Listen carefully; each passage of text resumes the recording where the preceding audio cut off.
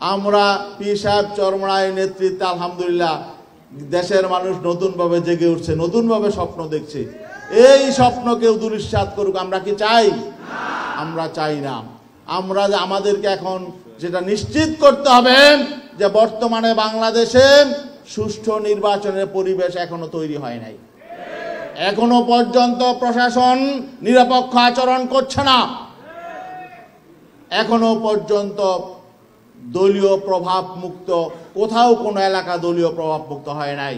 শুধুমাত্র হাত বদল হয়েছে, চাঁদাবাজির যেমন হাত বদল হয়েছে, আধিপত্যেরও হাত বদল হয়েছে। এখন থানার পুলিশ সব ব্যাপারে আমরা দেখতে পাচ্ছি গোটা বাংলাদেশে একটি দলের কাছে জিম্মি হয়ে গেছে। এখনো যদি নির্বাচনের আগেই যদি এই পরিবেশ থাকে যে পুলিশ প্রশাসন, সিভিল প্রশাসন তারা যদি একটি দলের কাছে তারা নিজেদেরকে আত্মসমর্পণ করে, তাহলে সেখানে ভালো নির্বাচন কিভাবে হয়? সে ভালো নির্বাচন তো হবে না। অতএব আমরা বলবো যে প্রশাসনকে সম্পূর্ণভাবে নিউট্রাল করতে হবে। কোনো দলীয় আধিপত্য থাকতে পারবে না নির্বাচনের মধ্যে। এবং যে সমস্ত প্রশাসনের যে সমস্ত জায়গায় এখনো পর্যন্ত বিগত ফেসিবাদী সরকারের লোক বসে আছে তাদেরকে বিদায় করতে হবে। বিশেষ করে 2018 সালের নির্বাচনে যে সমস্ত ডিসিএসপিরা দায়িত্ব পালন করেছিল তাদেরকে বিচারের আওতায় আনতে হবে। তারা কেন নির্লজ্জভাবে একটি দলের পক্ষে রাতে ভোট কেটেছিল?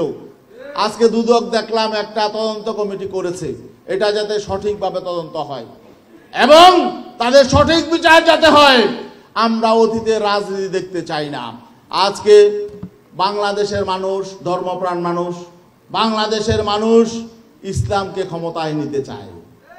আজকে যখন বাংলাদেশের মানুষ ইসলামের পক্ষে জেগে উঠেছে, যখন ইসলামী শক্তিগুলো কাছাকাছি চলে আসার চেষ্টা করছে, তখন আবার নতুন করে আওয়াজ উঠাচ্ছে বিভিন্নভাবে মৌলবাদী সাম্প্রদায়িক শক্তি এবং এইরকমভাবে ধর্ম ব্যবসায়ী এমন আওয়াজ, যে সমস্ত কথা বিগত দিনে আওয়ামী লীগ বলতো এগুলো আবার বিএনপি বলা শুরু করেছে।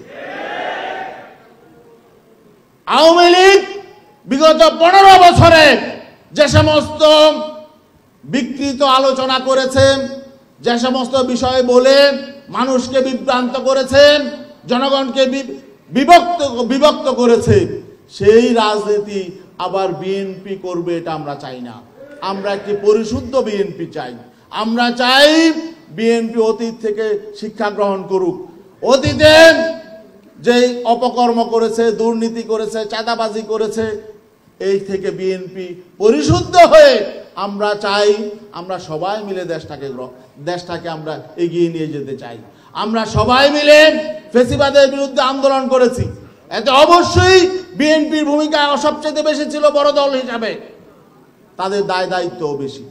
এই জন্য আমরা বলবো আপনার সেই দায় দায়িত্ব নিয়ে আপনারা দেশটাকে যাতে আমরা সঠিকভাবে এগিয়ে নিয়ে যেতে পারি, এই জন্যে আপনারা আপনাদের আচরণ, আপনাদের কর্মকাণ্ড এগুলো সংযত করুন।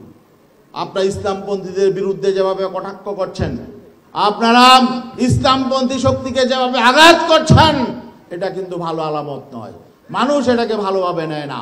মানুষ যাকে ক্ষমতায় নেবে সেই ক্ষমতায় যাবে। এখন ক্ষমতায় যাওয়ার জন্য যে একটা সুষ্ঠু নির্বাচন, এই নির্বাচনের পরিবেশ তৈরির জন্য সবার দায়িত্ব পালন করা উচিত এবং বর্তমান সরকার যাতে ব্যর্থ না হয়, তাদেরকে ব্যর্থ করার জন্য নানামুখী ষড়যন্ত্র চলছে। তারা যদি ব্যর্থ হয়, বাংলাদেশ ব্যর্থ হবে। অতএব এই সরকারকে আমি বলবো, যারা ফ্যাসিবাদী শক্তির বিরুদ্ধে আন্দোলন করেছে সবার উচিত বর্তমান সরকারকে সহযোগিতা করা। বর্তমান সরকারকে সহযোগিতা না করে তাদেরকে যদি দুর্বল করা হয়, বাংলাদেশ দুর্বল হয়ে যাবে। আমরা আগামীতে ভালো একটি নির্বাচন পাবো না। আমরা বাংলাদেশে একটি দেশপ্রেমিক পরীক্ষিত শক্তি। আমরা মুক্তিযুদ্ধের চেতনাকে ধারণ করি এবং আমরা এই 24-এর বিপ্লবের চেতনাকেও ধারণ করি। অতএব ইসলামী আন্দোলন বাংলাদেশের দিকে আগামী দিনে বাংলাদেশের জনগণ তাকিয়ে আছে। আমরা ইনশাআল্লাহ সঠিক সিদ্ধান্ত গ্রহণ করব।